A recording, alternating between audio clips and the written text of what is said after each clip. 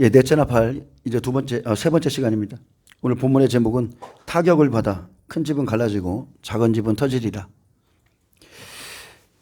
예, 하나님의 백성들이 하나님을 잊고 하나님의 성전 안에서 예배하며 기름을 바르며 즐거워하고 다윗처럼 악기를 가지고 그렇게 하는데, 아모스 선지자가 심판에 대해서 앞으로 너희가 타격을 받아서 큰 집은 갈라지고 작은 집 터지리라 이 말씀하기 전에 이미 너희는 여호와를 찾으라고 그랬어요. 지금이 찾을 때다. 지금이 하나님이 마지막 심판에 대한 경고를 하고 있는데, 너희가 길갈로도 가지 말고 베달로도 가지 말고 아무 데도 가지 말고 오직 여호와를 찾으라. 선을 구하고 악을 찾지 말아라. 자, 다 경고를 해줬어요. 정의를 순속으로 바꾸고 공의를 땅에 던지는 자들아 이러면서 아모스 5장에 보면 하나님이 어떻게 어떤 심정으로 그 사람들을 돌아오라고 말했는지가 다 기록되어 있는데, 이제 6장에 넘어가니까 이스라엘의 멸망에 대해서 선포하잖아요. 그리고 그 사람들의 생활상, 그 교회의 모습들을 하나님의 말씀은 던져버리고 행하는 건 다 해. 다 행하는데 하나님 말씀만은 던져버렸어요. 자, 그래서 제가 좀 읽어드리겠습니다. 다시 한번. 자, 첫째, 이들의 실패는 이겁니다. 너희는 흉한 날이 멀다 하여, 심판 날이 멀다 하여 포악한 자리로 가까워지게 하고. 자, 포악한 자리가 뭡니까? 믿는 자들에게 먹고 입고 마시고 여전히 세상의 삶 일상이죠. 상하상에 누우며 침상에서 기지개키며 양떼에서 어린 양과 우리에서 송아지를 잡아서 먹고 비파 소리에 맞추어 노래를 지절거리며 다윗처럼 자기를 위하여 악기를 제조하며, 이게 교회 안의 모습이에요. 그리고 대접으로 포도주를 마시며 귀한 기름을 몸에 바르면서 요셉의 환난, 요셉의 상처에 대해서는 근심하지 아니하는 자로다 했습니다. 자, 이 사람들을 한마디로 정의한다면 영적으로 잠자는 자들입니다. 이 사람들은 제사장이죠. 이들은 이스라엘의 멸망을 목전에 두고도 아무 걱정도 두려움도 없이 그냥 성전에서 늘 같은 제사를 드리는 사람들이었고, 하물며 대하로 성전의 기물로 술을 퍼마셨습니다. 그들이 얼마나 무분별하고 방탕한 태도로 술을 마셨는지 보여주죠. 종들이 하나님의 권위, 하나님의 경고의 말씀은 무시한 채 성별된 그릇을 가지고 자신의 쾌락의 도구로 사용했습니다. 쉽게 말하면 음행의 포도주에 취해 있는 겁니다. 하나님의 집에서 누릴 건 다 누리면서. 종들이요, 하나님이 말씀하신 그대로 너희가 선을 구하라, 너희 그 악한 길에서 돌이키라, 악을 미워하라, 정의를 세워라. 자, 회개할 짐은 아주 그냥 다 가지고 있어. 나는 매일 하나님 앞에 나가서 지금 회개해도 부족할 판인데 하나님 앞에 이 사람들이 두려움이 없어요. 두려움이. 하나님을 예배치도 않고, 예배할 때도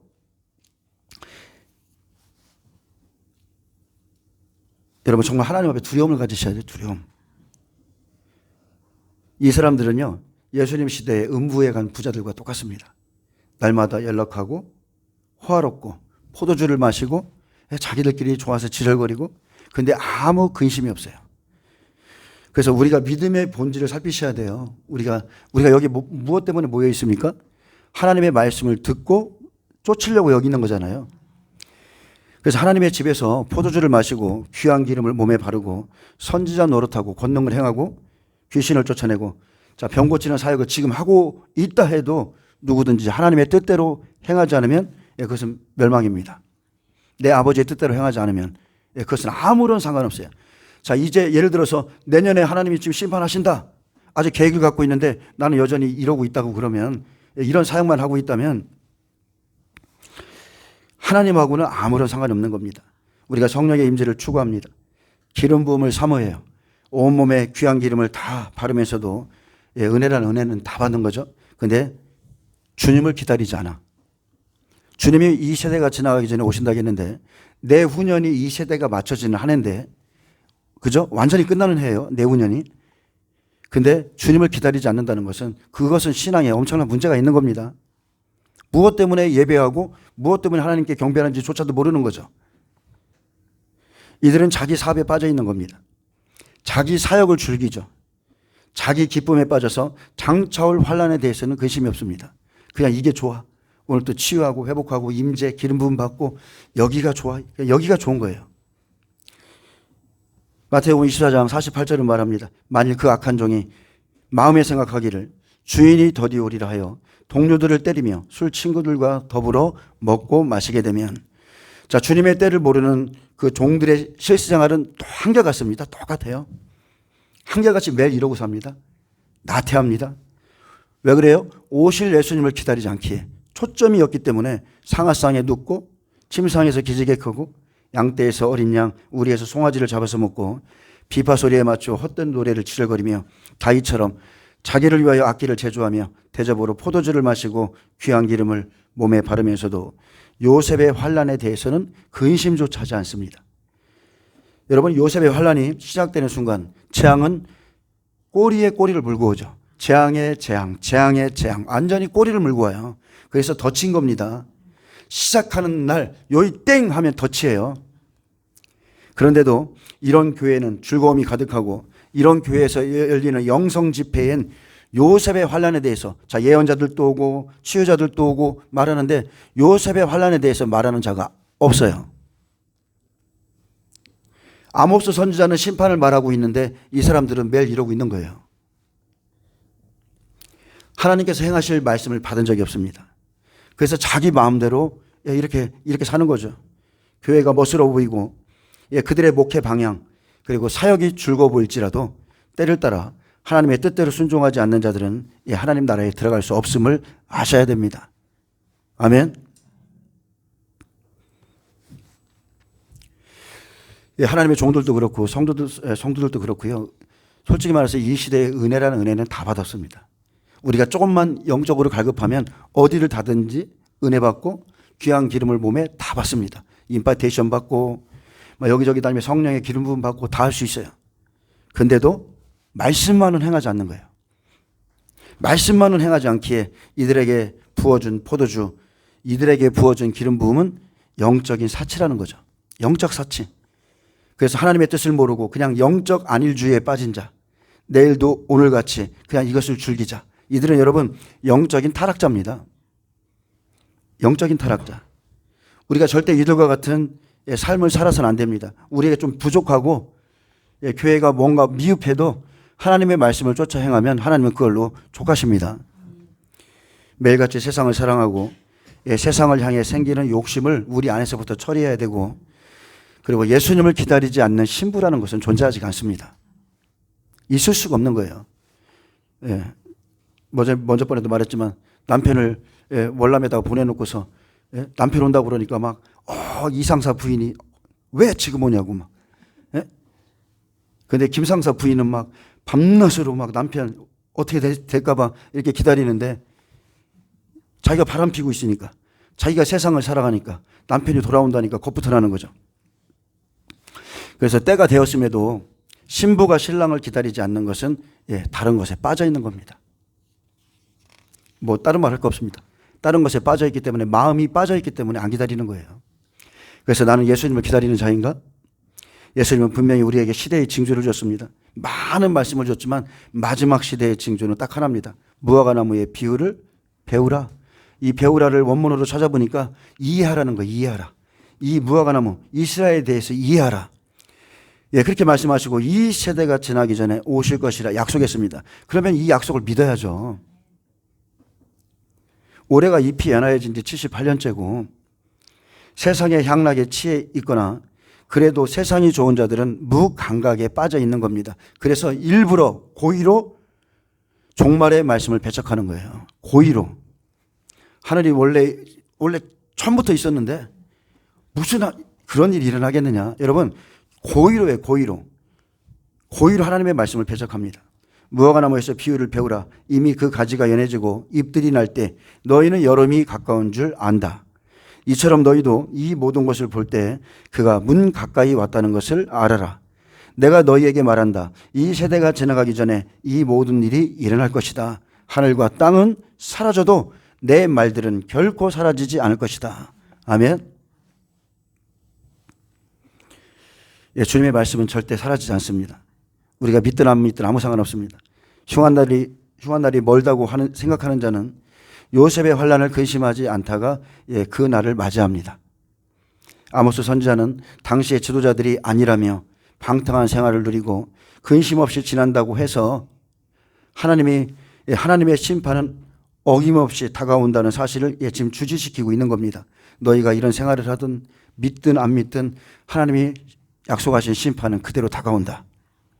내가 아무리 휴관날이 멀다고 생각할지라도 하나님의 심판은 여지없이 시작된다는 거죠.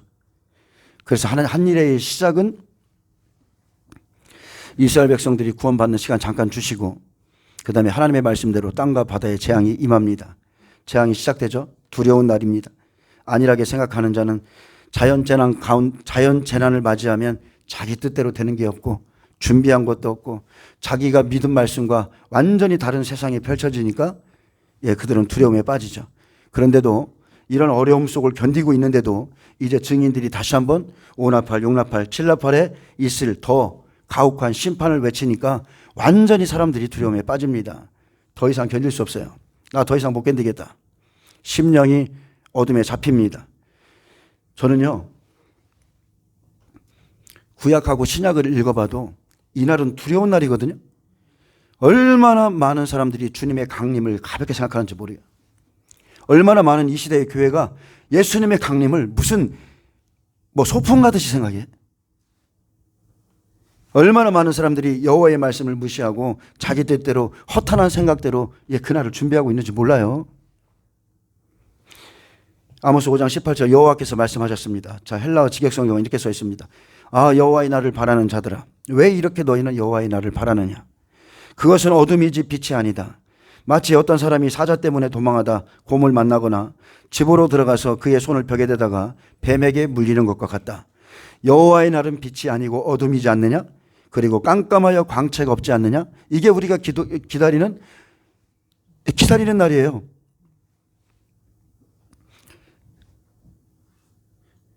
아까 그 찬양 좀 잠깐 줘보시겠어요?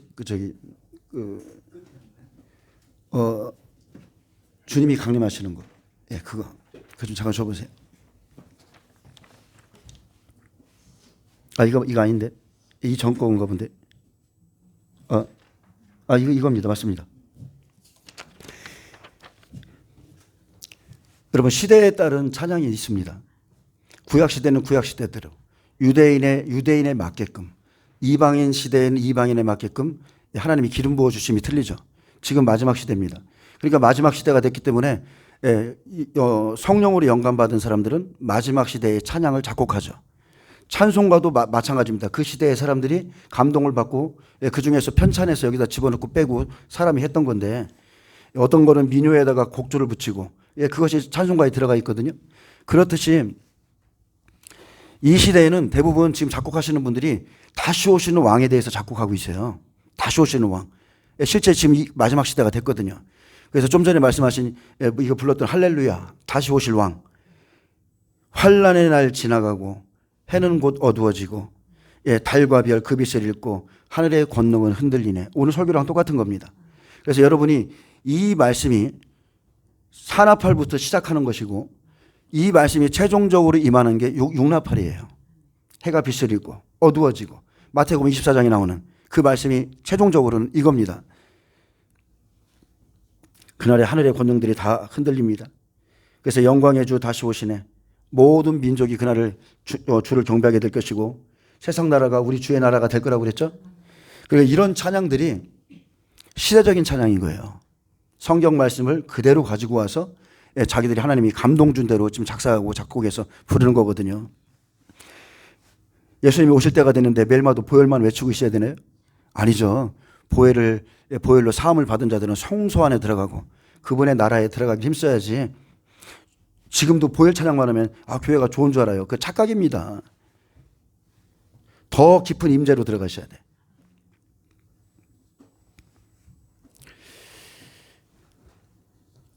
자, 7절에 보면 그러므로, 자, 조건입니다. 그러므로 그들이 이제는 사로잡히는 자 중에 앞서 사로잡히리니 기지개 켜는 자의 떠드는 소리가 그치리라. 자, 이 사람들은 주님이 주인이 더디 오리라 하는 자들, 평안을 외치던 종들. 근데 이 사람들이요, 그날에 사로잡히는 자 중에 가장 먼저 사로잡혀 기지개 켜는 자의 떠드는 소리가 그치리라 그랬습니다. 쓸데없는 소리, 평안을 외치는 소리, 환난을 당하지 않는 이 쓸데없는 소리, 완전히 그냥 침상에 누워서 자기 마음대로 생각하는 그 사람들의 이 소리가 그치리라 했어요. 저는 이 소리 빨리 좀 그쳤으면 좋겠어요. 많은 영혼을 맡고 있는 지도자들의 범죄는 하나님의 더 큰 책망을 받게 됩니다. 야고보 사도는 내 형제들아 너희는 선생된 우리가 더 큰 심판을 받을 줄 알고 선생이 많이 되지 말라고 그랬습니다. 5, 6, 나팔이 되면 이런 자들이 제일 먼저 사로잡힙니다. 기지개 켜는 자의 떠드는 소리가 그치리라. 여기서 기지개 켜는 자 히브리어 사라우입니다. 이렇게 기지개 켠다는 뜻은 원문에 보면 연장하다, 주의 오심을 연장시키는 거예요. 연장하다, 초과해서 초과하고 있는 자 켜다는 뜻으로 주님의 오심을 자기 생각대로 연장시키고 초과해서 전했던 종들, 흉한 날이 멀다 하던 종들의 그 헛된 소리가 그친다는 뜻입니다. 그래서 이렇게 쭉 정의를 골라내면 알곡이 남죠. 재앙이 오기 전에 늘 먹고 마시고 떠들던 이 향락의 생활이 끝나면 그들이 제일 먼저 비참한 포로가 됩니다. 그래서 진리를 대적하던 게으른 종들의 헛된 소리가 그치고 지절거리던 예언자들의 소리도 그칩니다. 무지한 종들의 변론들이 그치죠. 존경받던 선지자 노릇하던 자들의 그 헛된 사랑의 말과 헛된 외침, 오직 정의를 물같이 공의를 마르지 않는 강같이 흐르게 하지 않았던 그 종들의 듣기 싫은 소리가 다 그쳐요. 여러분, 사탕 발림은요 소음입니다. 우리같이 주님의 날을 기대하고 정말로 천국에 들어가길 원하는 사람들에게 종들의 사탕 발림은 소음이에요. 우리 영혼을 죽이는 소음, 정말 듣기 싫습니다.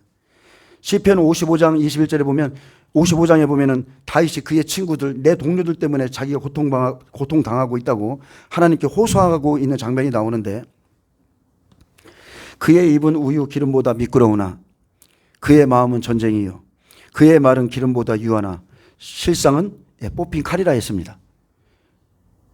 지금 듣기 좋은 소리가 나중에는 칼이에요.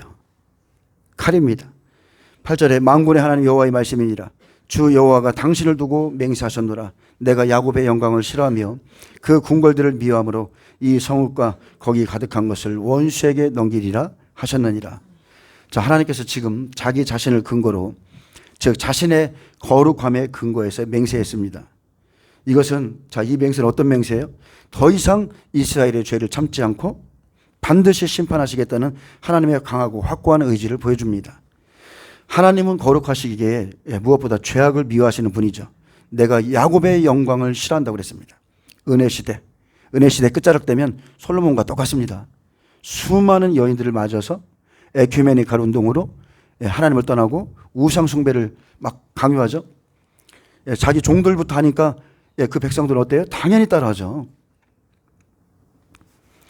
야곱의 영광은 하나님의 자랑거리가 아니라 야곱의 자랑거리입니다. 화려한 궁궐 안에 있는 성전, 제단, 제사장직, 선택된 백성이라는 그들의 자만심, 오만함들, 탁월성들, 이스라엘 지도자들이 갖고 있는 많은 소유와 부, 그리고 그들의 화려한 예배의식, 이런 것들을 큰 자랑거리로 여겼듯이 마지막 시대 교회 안에서도 똑같습니다. 생명의 말씀은 따르지 않습니다. 우상을 하나님과 짝하며 에큐메니컬 운동으로 여전히 먹고 입고 마시고 시집가고 장가가는 것에 매이고 하나님을 그냥 우상과 그냥 너무나 쉽게 짝해. 여러분, 이번에 좀 전에 말씀드렸지만 NCCK WCC 9월 달에 열리는 거, 이런 거 우상을 하나님과 짝하는 것을 너무나 쉽게 하는 거예요. 하나님은 이렇게 배도한 자들, 육신된 자들을 지극히 싫어합니다. 그래서 이 성읍과 거기 가득한 것을 대적에게 넘기리라 했습니다. 그들은 선택된 민족이란 자랑만 일삼았죠. 우리는 구원받았어. 예수 믿으면 구원받아. 그래서 요새를 지어서 아주 궁궐같이 큰 교회를 지어서 하나님을 의지하지 않다가 멸시를 받아 이제 대적에 의해서 무너지고 탈취당합니다. 그래서 마지막 때 이런 사람들 적그리스도에게 다 붙이는 거예요.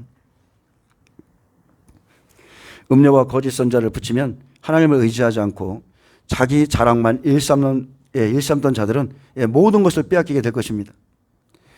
그 성읍, 큰 성읍이죠. 성읍 안에서 가득한 성도들, 나는 구원받았다고 믿고 있는 성도들, 생명이 없기 때문에 함께 대적에게 넘겨 죽습니다. 똑같습니다. 저는 참 희한한 재주가 있어. 설교만 하면 구독자들이 사라져. 정말 희한해. 진짜 희한해.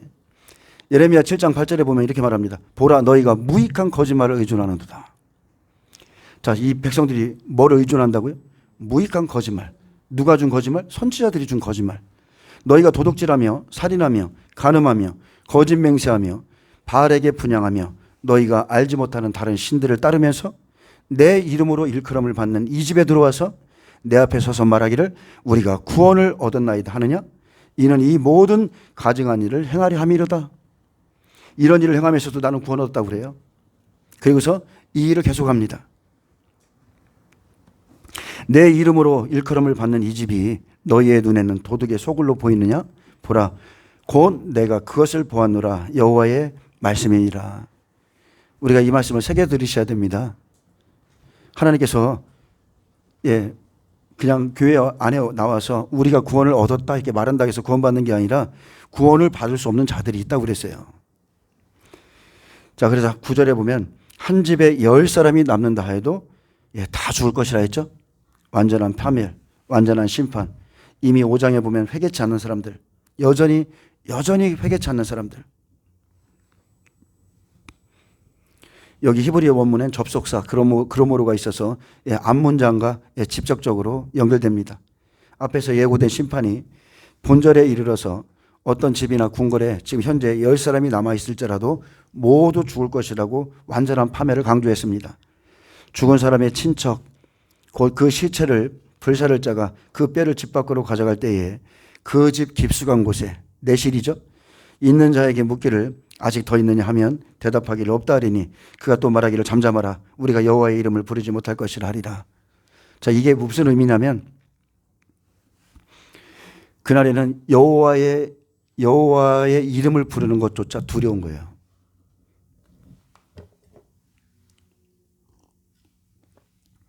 여러분이 지금 예수 오직 예수 이러죠? 그날에 하나님이 심판할 때 숨어서 예수라는 이름을 부르면 하나님이 듣고 나를 완전히 멸망하실까 봐 그 이름조차 못 부른다는 거예요. 고대 이스라엘 사회에서는 시체를 화장하는 것이 허용되지 않았습니다. 죽은 자의 가족은 의무적으로 그 시체를 매장하도록 했습니다. 여기서처럼 시체를 화장한다는 것은 특별한 일이죠. 그래서 이 사람들이 죽은 이유가 전염병으로 죽었다는 거예요. 전염병으로 죽은 까닭에 전염병이 퍼지지 않도록 하기 위한 조치로 보이는데 전염병에서 유일하게 살아남은 자가 마지막으로 죽음을 기다리며, 자, 10명이 있는데 이제 한 사람이 남았어. 마지막으로 죽음을 기다리며 간신히 살아있는 처절한 모습을 묘사하는데 심지어 두려움 속에서 여호와의 이름을 잘못 일컫다가 심판에 처해질까 봐 여호와의 이름조차 말하지 마, 부르지 마 이렇게 하는 모습이랑 똑같습니다. 잠잠하라. 우리가 여호와의 이름을 일컫지 못할 것이다. 하나님께서 지금 우리를 주목하고 계시고 너무나 철저하게 노하고 계셔서 감히 그의 이름을 불러 화를 자초하지 말라, 이 뜻입니다. 가만히 있어. 그냥 가만히 있어. 하나님의 이름 부르지 마. 이들은 심판날이 멀다 하고, 자, 상하상에 눕고 침상에 기지개 켜고 요셉의 환난에 대해서는 근심치 않았던 자들이죠. 이 사람들이 이런 재앙을 당할 때에 끝까지 자기들의 잘못을 깨닫지 못하고요, 하나님의 진노를 받으면서도 한편으로는 하나님을 원망하고 하나님에 대해서는 불평하는 그냥 어리석은 생각을 따라서 말하고 있는 거예요. 회개를 하는 게 아니라 야, 조용히 해. 근데 11절에 주님이 말합니다. 보라, 여호와께서 명령하심으로 타격을 받아 큰 집은 갈라지고 작은 집은 타격을 받아 터지리라. 이게 넷째 나팔입니다. 하나님의 심판날이 멀다고 말한 악한 종들과 그들의 성도들이 같은 날에 모두 심판받습니다. 세상의 부귀영화, 하나님을 섬기고 예배하는 것보다 그런 사치에 빠지고 하나님이 주시는 영적 은혜에 취해서 그동안은 배부르게 먹고 살았는데 여전히 말씀은 버리고 헛된 노래를 지저거리면서 그렇게 살았던 종들, 요셉의 환난에 대해서 근심치 않고 준비치 않았기 때문에 이 사람들 심판받습니다. 여러분, 우리가요 이렇게 그냥 한 줄 한 줄, 자 보세요, 한 줄 한 줄을 그냥 가볍게 넘기면 이게 가벼운 말씀이에요. 마태복음 24장 48절에 만일 그 악한 종이 마음에 생각하기를 주인이 더디 오리라 하여, 이 비유 아시죠? 주인이 더디 오리라 하여. 자, 더디 온다는 것은 시간이 걸리다, 지체하네, 주님이 늦어지네. 자, 이렇게 주인이 더디 오리라 하여, 자, 동료들을 때리며 이렇게 했어요. 여기서 동료들을 때린다는 것은 헬라어로 팁토입니다. 몽둥이로 때리다, 막대기로 때리다, 곤장, 즉 말로 때리다, 혀로 주님이 혀로요. 주님이 지금 오고 계시다. 지금 심판날이 오고 있다. 이렇게 말하는 종들을 때린다는 거예요. 선지자들을 모욕하고 때린다는 거예요. 예레미야 18장 18절에 보면 자, 그들이 말하기를 오라 우리가 꾀를 내어 예레미야를 치자. 제사장에게서 율법이 지혜로운 자에게 책략이 선지자에게 말씀이 끊어지지 아니할 것이니 자, 우리가 예레미야를 쳐도 하나님의 말씀은 끊어지지 않을 거야. 우리에게도 말하실 거야. 그래야 자기 백성들을 보호하시지. 자, 이런 생각을 갖고 있죠. 오라 우리가 혀로 그를 치고 그의 어떤 말에도 주의하지 말자 하나이다 그랬습니다. 여기서 혀로 그를 치고 자, 원문에 보면 히브리어 낙합니다. 혀로 그를 친다는 것은 상처를 가하다, 채찍을 내다, 상처를 입히다, 심하게 치다, 벌주다. 뭘로요? 혀로. 말로 하는 겁니다. 말로. 사람들이요, 말로 때리면 심령이 상합니다. 육체의 아픔은 조금 있으면 없어져요. 말로 때려놓으면 몇십 년이 지나도 그게 안 풀어져요. 말에 상처가 있습니다. 심령이 상하는 상처. 어제 제가 어떤 뉴스를 봤어요. 뉴스를 봤는데 논현동에 식당이 나와요. 근데 거기다가 A4 용지로 누가 거기다 그렇게 써놨어요. 이 식당은 주방에서 일하시는 분이 에이즈 환자입니다. 그래서 이 식당에서 먹으면 안 됩니다. 나도 그 뒤늦게 나는 이 사람의 지인인데 뒤늦게 알아서 여기다가 이걸 적어 놓습니다. 이렇게 써놔가지고 장사가 안 되는 거예요. 왜 장사가 안 되는지 몰랐어. 그러니까 주인이 기가 막히죠. 그렇지 않아도 힘들어 죽겠는데 누가 거기다가 그거를 이 집은 에이즈 간염 환자가 지금 주방을 맡고 있다. 그래서 그 주인이 이런 말을 했어요. 칼이 아닌 글 하나로 사람을 죽일 수 있습니다. 이렇게 써놨어요. 칼이 아닙니다. 사람을 죽이는 것은 글 하나입니다. 오직 그 말 하나로 그 하나로 가게 매출이 떨어지고 그 주인의 심령이 다 깨어졌다는 거예요. 이처럼 지금 우리가 주님이 오신다고 이렇게 하나님이 준비하라고 말씀하시는데 우리에게 비아냥거리고 말로 때리는 사람들 있죠. 그것이 우리의 영혼을 죽일 수 있어요. 우리의 영혼을 실족시키고 상하게 하고 어둡게 하고 이렇게 할 수 있습니다. 근데 술 친구들, 향락을 좋아하는 자죠. 하나님보다 여전히 그래도 향락이 좋아. 세상에 미련이 있어. 그래서 그들과 더불어 먹고 마시게 되면 생각하지 않은 날 알지 못하는 시각에 그 종의 주인이 이르러 엄히 때리고 외식하는 자가 받는 벌에 처하리니 거기서 슬피 울며 이를 갈리라. 어떤 목회자가 이걸 갖다가 지옥 가지 않는다. 이게 설교하는 거 들었는데 기가 막히죠. 기가 막힌 거예요. 주님의 뜻과 정반대의 말을 하는 겁니다. 여기서 엄히 때린다는 것은요. 엄히 때리고 하나님이 그냥 이게 좀 때리나 보다. 이런 뜻이 아니고 헬러 디코토메오입니다. 자, 엄히 때린다는 것은 자르다. 완전히 두 동강을 내다. 심히 매질하다. 산산이 동강을 내어서 쪼개버린다는 뜻이에요. 주인이 더디어 오리라고 말하면서 성도들을 준비시키지 않고 이런 종들은 완전히 두 동강을 내서 쪼개버린다는 뜻이에요. 그래서 시대 분별을 못하고 요셉의 환난 날을 생각지 않고 매일마다 교회 안에서 즐겁고 즐기던 교회 종들과 성도들이 한날에 다 파멸하는 겁니다. 여호와께서 명령하심으로 타격을 받아 큰 집은 갈라지고, 자, 큰 집은 교회죠.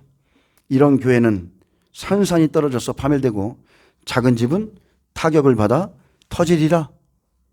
어쨌든 간에 문제는 타격만 받으면 교회도 무너지고 타격만 받으면 성도들 심령이 다 깨집니다. 작은 집은 개개인의 심령이죠. 성도들이 심령이 갈기갈기 부서집니다. 여기서 터지는 것은 어떤 틈 사이의 균열을 말하는데 배가 암초에 걸려서 터지는 것과 같습니다. 타격을 받으면 좀 세게 치면 때리면 채찍질하면 자, 틈이 갈라져 부서지고 쪼개져서 완전히 나눠지는 것. 믿음의 집이 완전히 터져버리는 거죠. 갈기갈기 찢어집니다. 그래서 타격을 받으면 자, 여호와께서 명령하심으로 타격을 하죠. 근데 타격을 받으면 여호와의 명령대로 준비치 않은 교회가 멸절된다 하셨어요. 요셉의 환난에 대해서 근심치 않고 영적인 즐거움만 누리던 마지막 시대의 교회의 종과 성도들이 함께 죽습니다. 그래서 저도 마지막 때를 전하면서 본의 아니게 듣기 싫은 소리를 많이 들어요. 저를 모함하는 소리를 많이 듣습니다.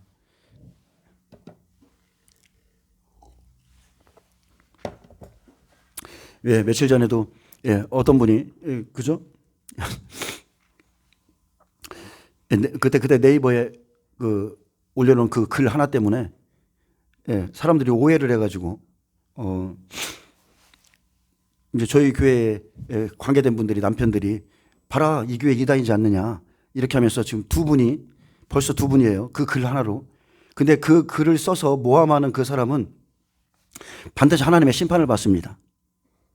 누구에게 들었다 이러면서 벌써 그 글을 보고서 우리 교회를 폄하하고 이단이라고 그러고 그런 사람들은 반드시 하나님의 심판이 있어요. 예전 같으면 달려가서 벌써 어떻게 했을 거예요. 근데 제가 그럴 가치가 없다는 걸 압니다. 왜 그러냐면 마지막 때는 똑같아요. 예수님 이단의 괴수라고 들었죠?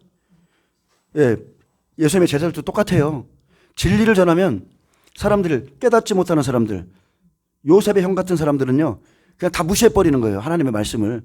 그래서 이 정도의 고난은 우리가 감내할 마음의 준비를 갖고 있어야 되고, 처음에는 그런 것 때문에 좀 마음도 상하고 한동안은 그런 적도 있었습니다. 근데 지금은 그런 게 없어요. 그래?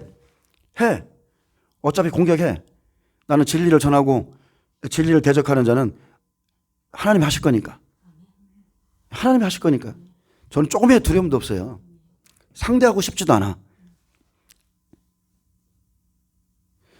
그래서 첫째 활은 오나팔에서, 자, 이제 첫째 화는 오나팔에서 60배. 자, 고난받죠? 떨어지는 자 화 있고요. 두 번째 화는 용나팔에서 6개월입니다. 증인 순교할 때 떨어지는 자 화. 자, 하나는 고난받을 때 떨어지는 자. 용나팔은 순교해야 되는데 목숨이 두려워서 떨어지면 화. 세 번째 화는 마지막 일곱째 나팔이죠. 환난을 감해주는 시간. 45일 공간에 30배 순교해야 되는데 우상 숭배 이것 때문에 떨어지는 자, 화를 당합니다. 그래서 산나팔이 되면 화 공중에 날아가는 독수리가 이제 소리를 치는데, 우상 숭배를 하는 그 장소에서, 그런 곳에서 야, 증인들이 말하는 거예요. 이제 이겨야 된다. 앞으로 이런 일이 있을 거다. 그러니까 사람들이 믿음의 타격을 받습니다. 떨어지는 자는 화입니다.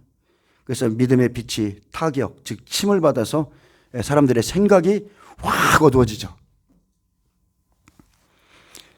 여러분 잡혀보셨나요? 마귀에게 한 번이라도? 영적인 눌림, 생각의 묶임, 생각의 잠김 한순간에 들어옵니다. 두려워할 때 한순간에 들어와서 생각이 어두워지면 사람들이요 심령이 새카만해집니다. 믿음이 다 흔들려요. 지식으로 갖고 있던 말씀 여러분 생각날 것 같아요? 절대 안 납니다. 많은 사람들이 지식으로 그럴 거야. 여러분 지식은 생명 아니에요. 지식은 절대로 두려움을 이길 수 없어요. 생명을 이룬 말씀만이, 그것이 그날에 나에게 힘이 되고, 지금 그러니까 현재 내가 이 하나님의 말씀 때문에 내가 이 말씀을 지키는 것이 어려워요.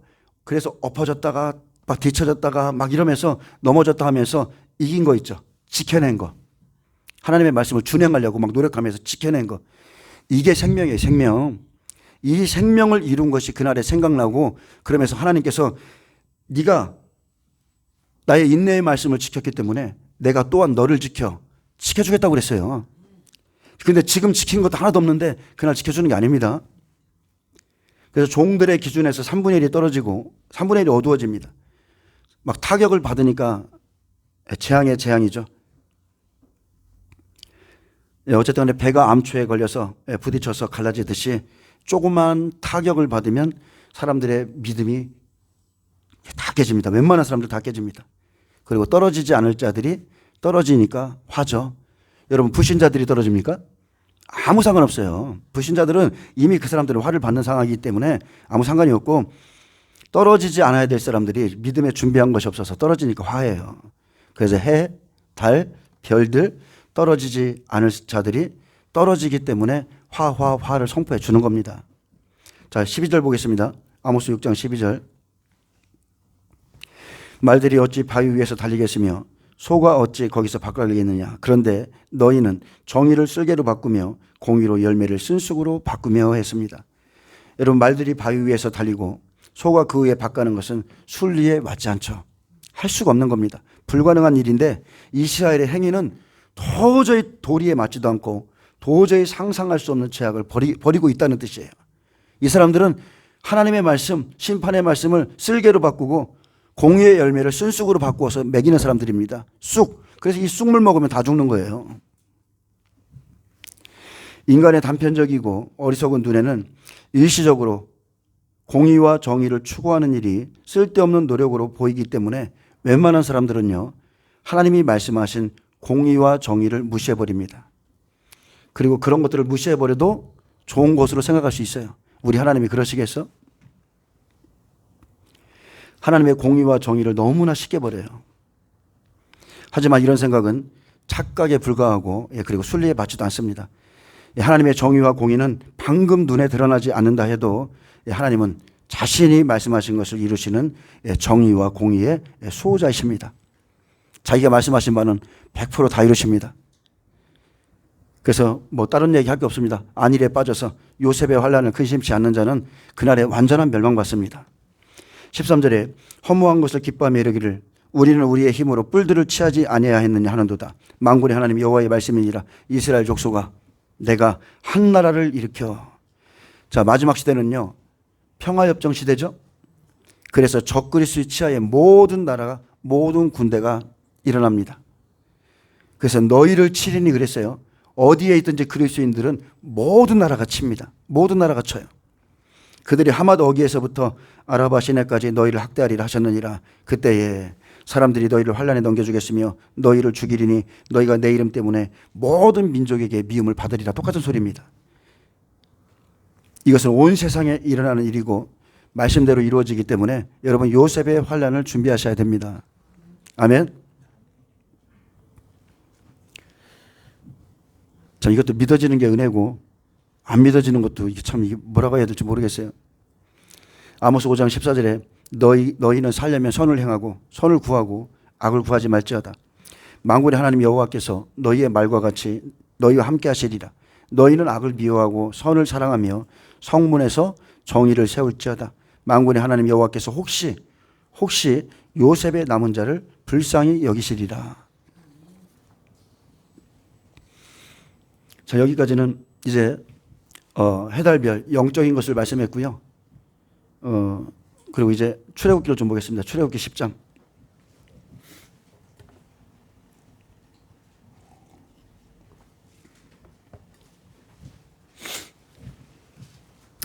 네, 출애굽기 10장 21절입니다.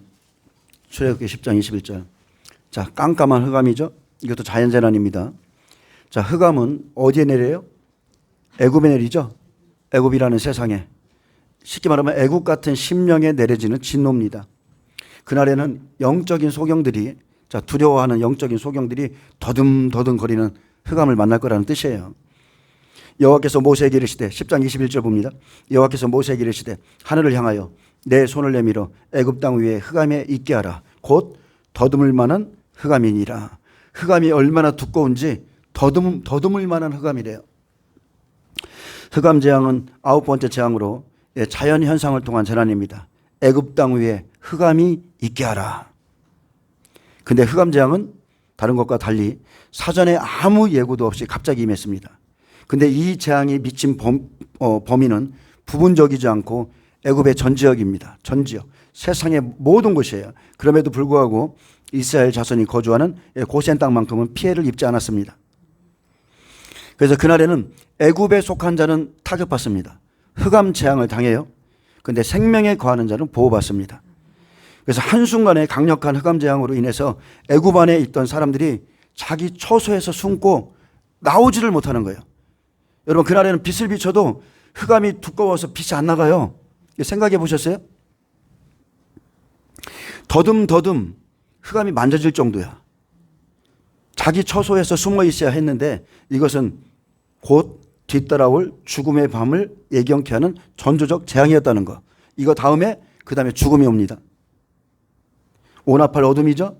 사람들의 심령이 빛이 어두워진다고 그랬어요. 근데 육나팔 가니까 어때요?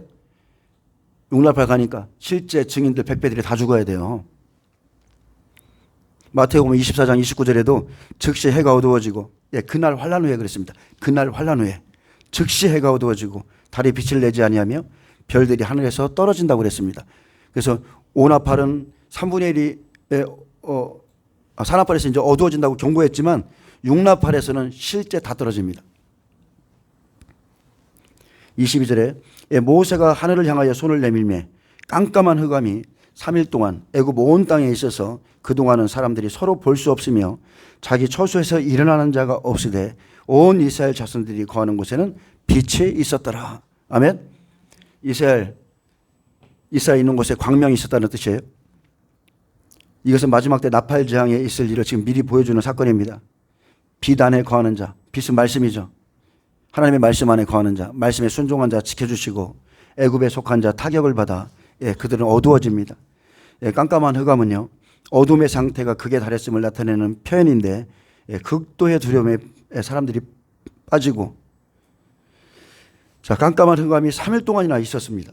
그리고 애굽 온 땅에 있어서 그동안은 사람들이 서로 볼 수 없고 자기 처소에서 일어나는 자도 없었습니다. 자, 그래서 하나님께서 재앙으로 내리신 깜깜한 어둠은 절대적인 어둠이다. 그 어떤 것으로도 밝힐 수 없는, 오직 하나님의 말씀의 빛으로만 밝힐 수 있는 절대적인 어둠이다.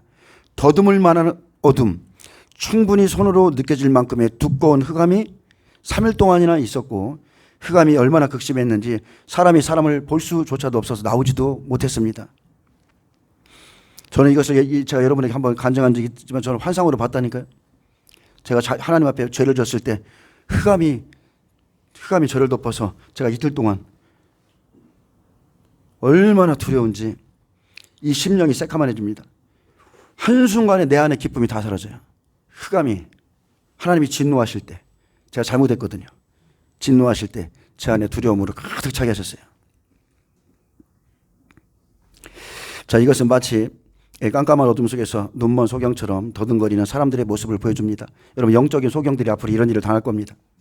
이처럼 영적인 어둠이 극에 달한, 불안함이 극에 달한 애굽인들의 심령 상태를 지금 가시적으로 보여주는데, 요셉의 환란에 대해서 근심치 않는 자들, 준비치 않는 자들이 이와 같이 될 것이라는 뜻입니다. 하나님의 백성은 빛이죠. 하나님의 백성은 광명입니다. 그런데 해달별이 타격을 받으면 이처럼 어둠에 붙잡히는 자들이 나온다는 거예요. 생명을 이루지 못한 사람들, 하나님의 말씀을 노래 소리로 지절거리는 소리로 들었던 사람들, 그 사람들이 이날에 타격을 받으면 고난과 고통과 고문이나 이런 것들이 오면 완전히 어둠에 붙잡힙니다. 좀 다시 한번 설명해 드릴게요. 일곱째 인에서 7개월 지나고, 에스겔 39장 12절이죠. 1나팔, 2나팔, 3나팔, 여기까지는 쭉 계산해 보면 17개월입니다. 그러면은 여기까지가 24개월이고요. 넷째 나팔에서 우상을 세움으로 우상 숭배를 하지 마라 이렇게 외치는데 이것 또한 7개월입니다. 다니엘서 2장 1절에서 다니엘서 2장 1절 1에서 4나팔까지로 느부갓네살이 다스린 지 2년이 되는 해에 우상이 세워지죠. 24개월, 그리고 2년째가 되고 7개월 동안 이렇게 화가 있을 것을 외쳐주고 이제 다섯째 나팔이 시작됩니다. 그러면 계시록 9장 1절에 5개월의 고통이 있어요.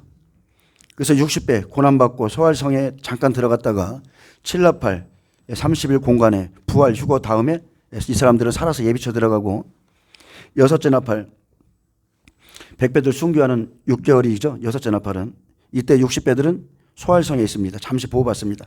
그리고 7나팔 30일 공간에 살아서 예비처로 들어가고, 일곱째 나팔은 또 환란을 감해주는 75일 공간 중 30일 공간에, 자, 이렇게 말하니까 어렵죠.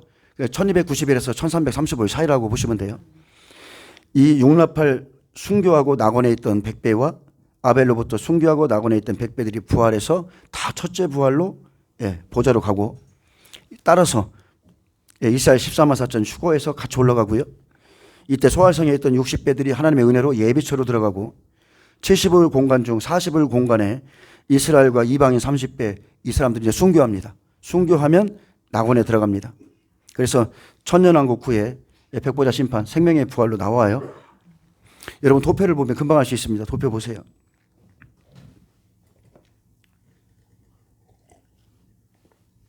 예, 관련된 말씀을 좀 읽어드릴게요.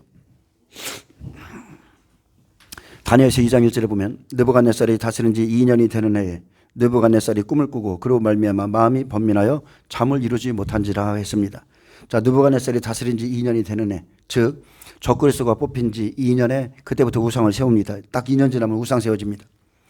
예수님도 이 말씀을 증거했습니다. 마태복음 24장 15절에 그러므로 너희가 선지자 다니엘이 말한 바 그랬어요. 멸망에 가져간 것이 거룩한 곳에 선 것을 보거든 읽는 자는 깨달을진저 그랬습니다. 그래서 우리가 다니엘서를 보고 깨달아야 돼요. 그리고 다니엘서 3장 1절에 실제로 이제 느부갓네살 왕이 금으로 신상을 만들었으니 우상 세워지죠. 2년 지나면 세워지는 거예요. 높이는 60규빗이요 너비는 6규빗이라 그것을 바벨론 지방의 두라 평지에 세웠더라. 느부갓네살 왕이 사람을 보내어 총독과 수령과 행정관과 모사와 재무관과 재판관과 법률사와 각 지방 모든 관원을 느부갓네살 왕이 세운 신상의 낙성식에 참여하게 하매 이랬습니다. 여러분 이거 우리 이제 초청받습니다. 신상이 세워지면 다 나와라. 너희는 모든 악기 소리를 들을 때에 느부갓네살 왕이 세운 금신상에게 절하라. 누구든지 엎드려 절하지 아니하는 자는 즉시 맹렬히 타는 풀무불에 던져 넣으리라 하였더라 했습니다. 그래서 이렇게 넷째 나팔이 부러지면 우상을 만들고 이제 우상에게 경배하라고 강요하는 그 시기에 이제 5나팔, 6나팔, 7나팔을 외쳐주니까 사람들이 견디지 못하는 거예요.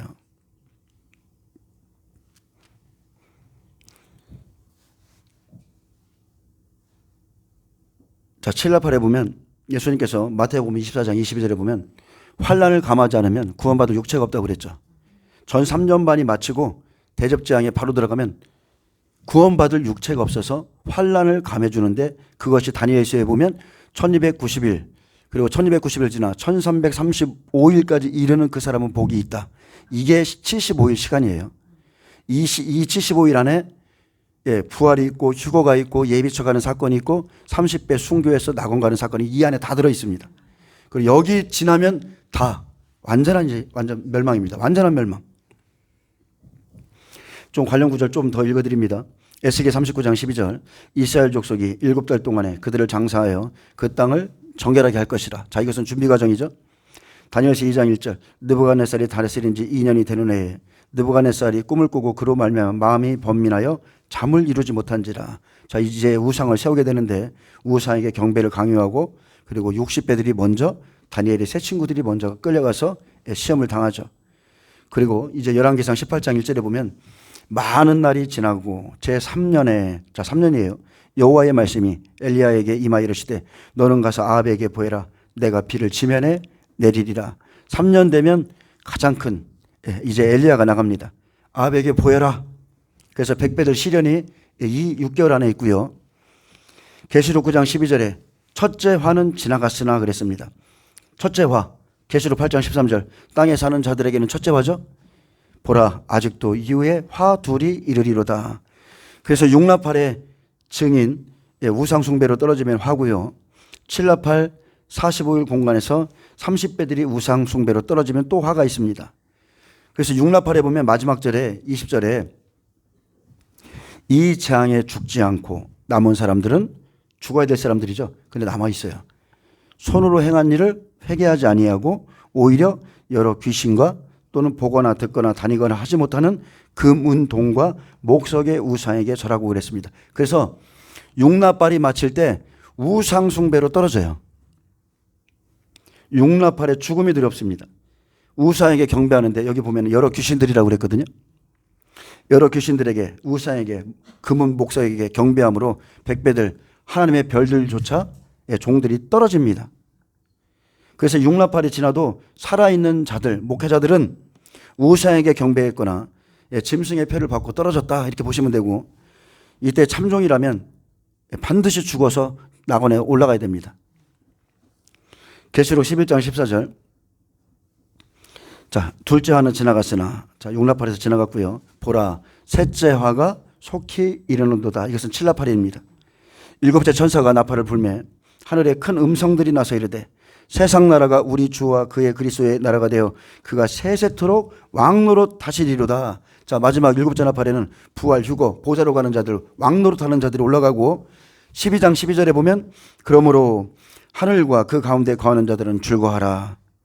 하늘과 그 가운데 거하는 자들 100배 60배 다 들어갈 때 들어갔고요.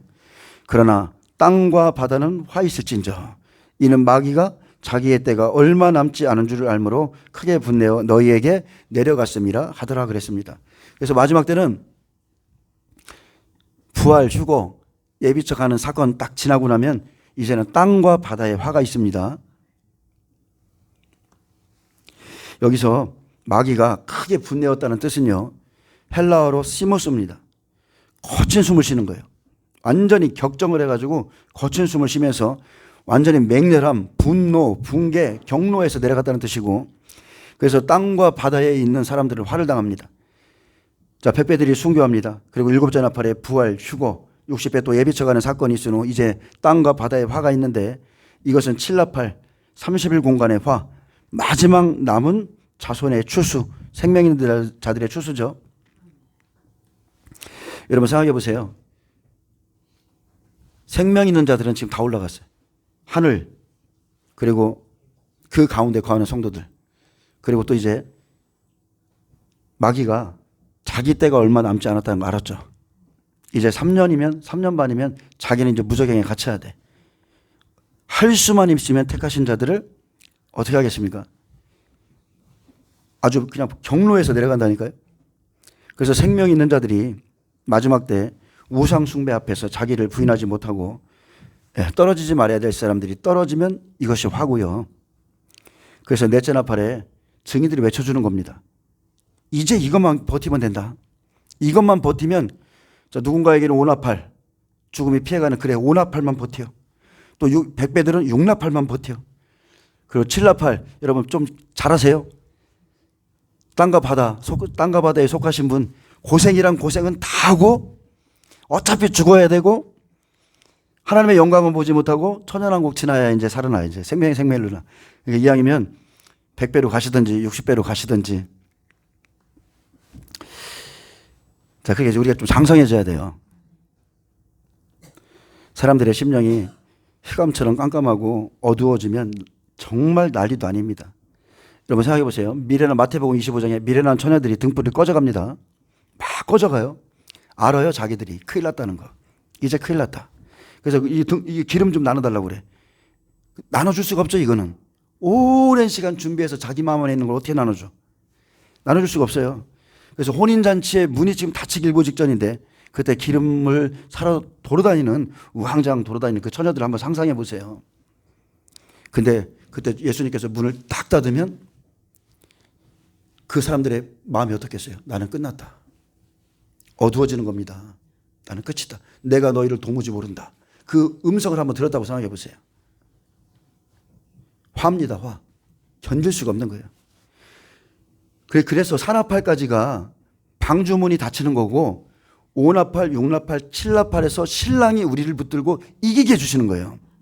다니엘의 세 친구 풀무불, 사자굴 그 안에 예수님 들어가 있었잖아요, 다.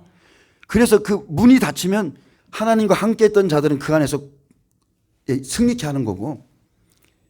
이거 이해하시죠? 그러니까 우리가 기름 준비하는 거, 지금 하나님 말씀에 순종하는 게 얼마나 중요한지 아셔야 돼요. 그날에 지켜주는 겁니다, 우리를. 근데 그때 가서 막 기름 사러 가고, 야, 이게 진짜 이만해. 여기저기 다녀도 전부 화를 당할 종들밖에 없다는 거. 가짜들이죠. 예수님도 종말에 화가 있을 것을 마태복음에 말씀했습니다. 화가 있습니다. 마태복음 10장 28절에 보면 몸은 죽여도 영혼은 능히 죽이지 못하는 자들을 두려워하지 말고 오직 몸과 영혼을 능히 지옥에 멸하실 수 있는 하나님을 두려워하라 했습니다. 몸은 죽이는 사람들, 너희가 그 사람들 때문에 화를 당할 수 있다고 분명히 우리에게 경고하셨어요. 이것은 마지막 때 예언의 말씀입니다. 그들을 두려워하지 말라. 그들을 두려워하지 말라. 더 크신 하나님을 두려워하라. 몸과 영혼까지도 멸하시는 그를 두려워할 때 이것을 이길 수 있다는 거죠. 그래서 화에 대해서 설명하고 죽음을 두려워하는 자는 화를 당합니다.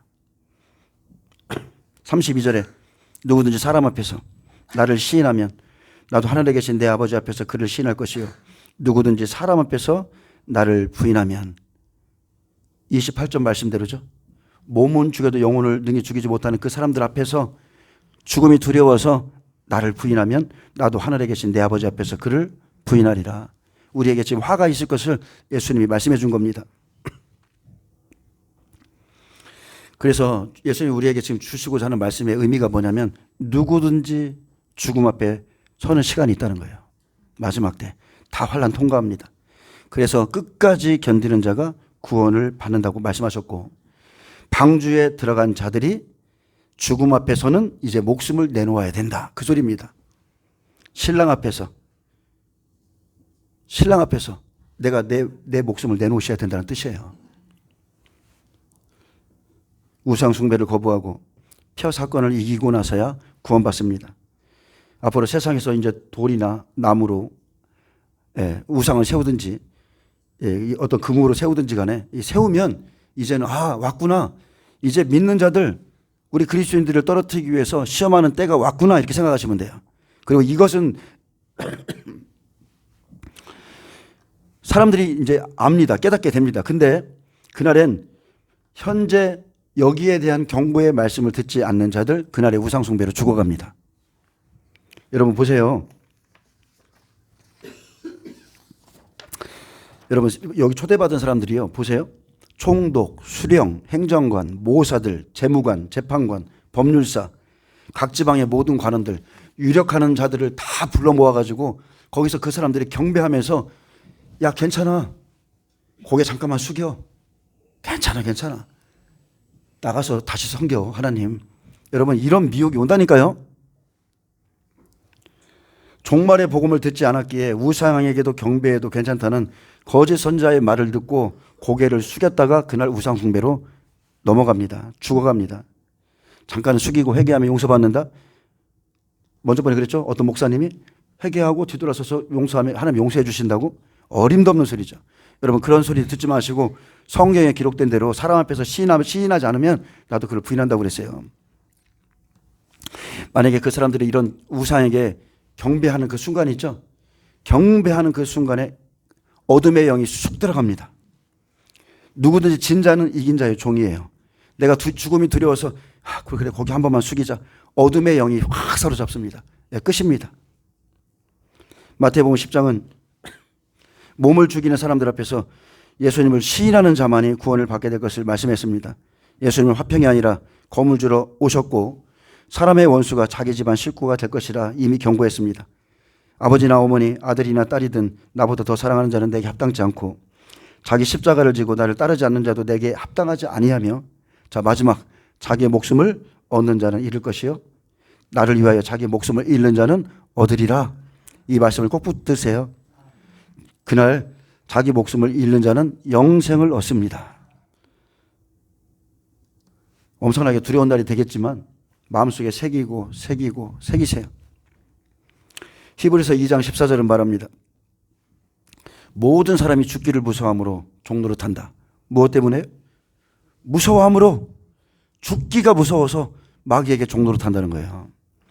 자녀들은 혈과 육에 속하였음에 그도 또한 같은 모양으로 혈과 육을 함께 지니심은 죽음을 통하여 죽음의 세력을 잡은 자 곧 마귀를 멸하시며 또 죽기를 무서워함으로 한평생 매여 종로로 타는 모든 자들을 놓아주려 하심이니. 자, 예수님은 이 땅에 오셔서 죽음을 통하여 죽음의 세력을 잡은 자 마귀를 멸하셨습니다. 그래서 죽음에서 사망에서 우리에게 자유를 주셨기에 저와 여러분은 더 이상 죽음을 무서워할 필요가 없어요. 죽어도 살겠고 아멘. 나는 부활이요 생명이니 우리는 삽니다. 근데 이는 확실히 천사들을 붙들어 주려 하심이 아니요 오직 아브라함의 자손을 붙들어 주려 하심이라 그랬습니다. 약속 안에 있는 자 붙들어 주시죠. 죽어도 살아요. 나사로 죽었죠. 아브라함의 품에 들어가 있잖아요. 그러니까 아브라함의 자손 다 붙들어 줍니다.